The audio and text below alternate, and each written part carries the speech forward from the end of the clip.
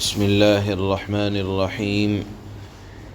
الحمد لله رب العالمين. أشهد أن لا إله إلا الله وحده لا شريك له، وأشهد أن سيدنا ومولانا محمدا عبده ورسوله. أما بعد، فأعوذ بالله من الشيطان الرجيم. بسم الله الرحمن الرحيم. ما ننسخ من آية أو ننسها نأت بخير منها أو مثلها. ألم تعلم أن الله على كل شيء قدير.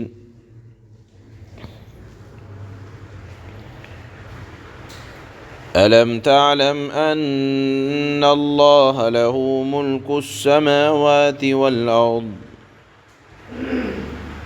وما لكم من دون الله من ولي ولا نصير. صدق الله مولانا العلي العظيم. اللہ تعالیٰ کا ایک طریقہ رہا ہے کہ مختلف زمانے میں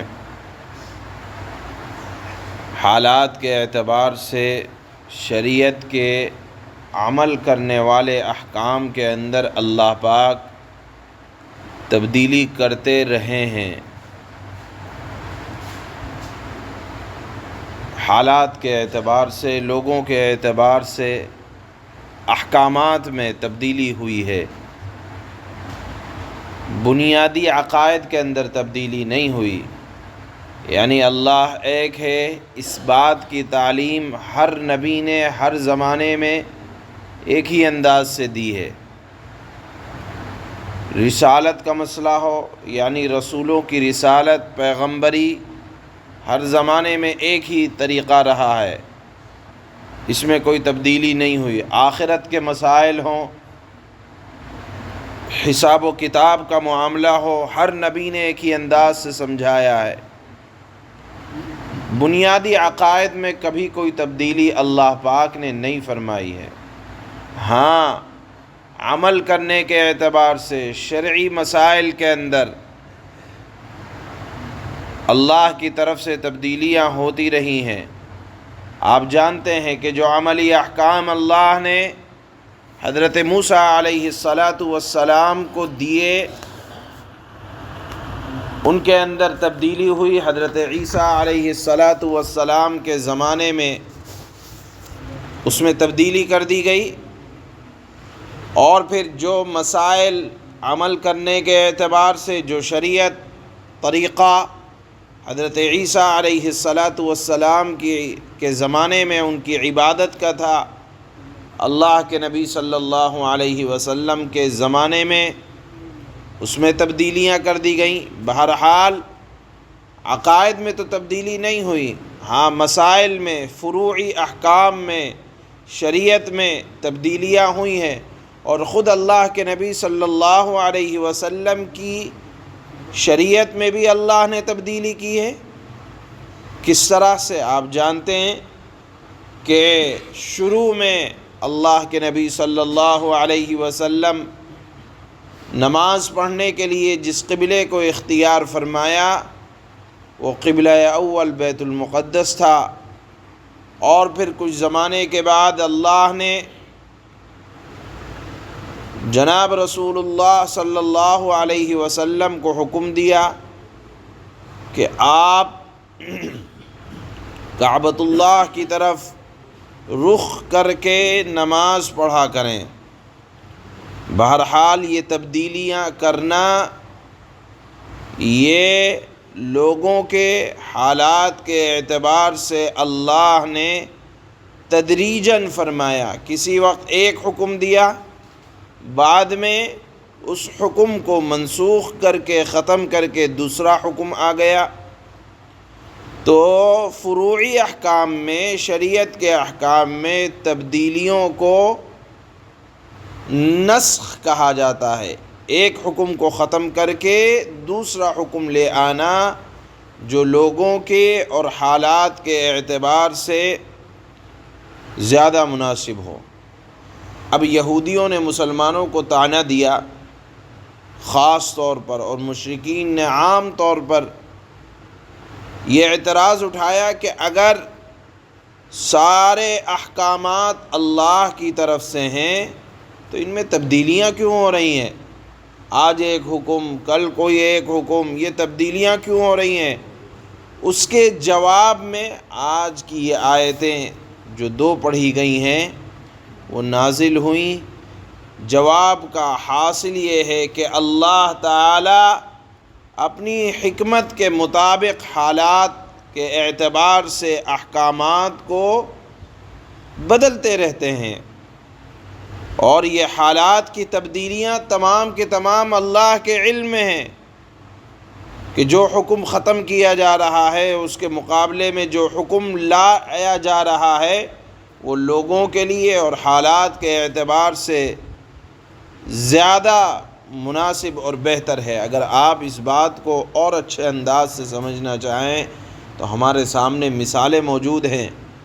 دنیاوی اعتبار سے مثال سے بات اور زیادہ واضح ہو جاتی ہے کہ جیسے مثال کے طور پر ایک ڈاکٹر ہے، وہ اپنے مریض کے لیے ایک دوا کو تجویز کرتا ہے، لیکن ساتھ میں یہ کہتا ہے کہ آپ یہ دوا 2 دن کھائیں گے، 2 دن کے بعد آپ کو یہ دوا بند کر کے دوسری دوا کو استعمال کرنا ہے۔ ڈاکٹر جانتا ہے، طبیب جانتا ہے اپنے مریض کے حالات کو کہ اس کو یہ 2 دن دوا کھانے کے بعد اس کا مزاج بدلے گا، حالات بدلیں گے۔ ہاں، حالات بدلنے کے بعد اس کو یہ دوا نہیں کھانی، اس وقت اس کی صحت کے اعتبار سے یہ دوا اس کے لیے نقصان دہ ہو جائے گی، اور اس کے مقابلے میں دوسری دوا زیادہ اثر انداز کرے گی۔ بالکل ایسے ہی اللہ حکیم ہیں، علیم ہیں، بذات الصدور ہیں۔ اللہ جانتے ہیں اپنے بندوں کے حالات کو۔ اللہ کے احکامات میں تبدیلیاں بندوں کے حالات کے اعتبار سے اور مقام کے اعتبار سے، ماحول کے اعتبار سے، اور جو حکم بندوں کے زیادہ لائق اور مناسب ہوتا ہے، اللہ رب العزت والجلال اس میں تبدیلیاں کرتے رہتے ہیں اور وہ حکم بدل جاتا ہے۔ لہذا اللہ نے جواب دیا کہ تم نہیں جانتے کہ اللہ حکیم ہے اور اللہ اپنے فیصلے میں قادر ہے، جو چاہیں فیصلہ کریں، اور اللہ کے فیصلوں کو کوئی بدل نہیں سکتا ہے۔ بہرحال اللہ نے جو تبدیلیاں ہوتی ہیں احکامات کے اندر، اس کی وجہ یہ بیان فرمائی کہ اللہ اپنی حکمت کے اعتبار سے یہ تبدیلیاں کرتے ہیں، اور جو حکم ختم کیا جاتا ہے اس کی جگہ دوسرا حکم اللہ لے آتے ہیں، وہ حکم حالات کے زیادہ مناسب اور بہتر ہوتا ہے۔ چنانچہ اس مضمون کو اللہ نے ان 2 آیتوں میں بیان فرمایا۔ اللہ فرماتے ہیں: مَا نَنسَخْ مِنْ آيَةٍ أَوْ نُنْسِهَا نَأْتِ بِخَيْرٍ مِّنْهَا أَوْ مِثْلِهَا أَلَمْ تَعْلَمْ أَنَّ اللَّهَ عَلَى كُلِّ شَيْءٍ قَدِيرٌ۔ ہم جب بھی کوئی آیت منسوخ کرتے ہیں، یعنی اس کا حکم منسوخ کرتے ہیں، ختم کرتے ہیں، منسوخ کا مطلب ہوتا ہے ختم کرنا، یا اسے بھلا دیتے ہیں، تو اس سے بہتر، یہ اعتراض کا جواب ہے، تو اس سے بہتر یا اسی جیسی آیت لے آتے ہیں۔ جیسے بیت المقدس کے بجائے حرم محترم یعنی کعبۃ اللہ کو کچھ دن کے بعد قبلہ بنا دیا گیا، حکم بدل گیا۔ أَلَمْ تَعْلَمْ أَنَّ اللَّهَ عَلَى كُلِّ شَيْءٍ قَدِيرٌ۔ کیا تمہیں یہ معلوم نہیں کہ اللہ تعالی ہر چیز پر قدرت رکھتا ہے؟ أَلَمْ تَعْلَمْ أَنَّ اللَّهَ لَهُ مُلْكُ السَّمَاوَاتِ وَالْأَرْضِ وَمَا لَكُم مِّن دُونِ اللَّهِ مِن وَلِيٍّ وَلَا نَصِيرٍ۔ کیا تمہیں یہ معلوم نہیں کہ اللہ وہ ذات ہے کہ آسمانوں اور زمین کی سلطنت، بادشاہت تنہا اسی اللہ کی ہے، اور اللہ کے سوا نہ کوئی تمہارا رکھوالا ہے، اور اللہ کے سوا نہ کوئی تمہارا مددگار ہے۔ سبحان اللہ۔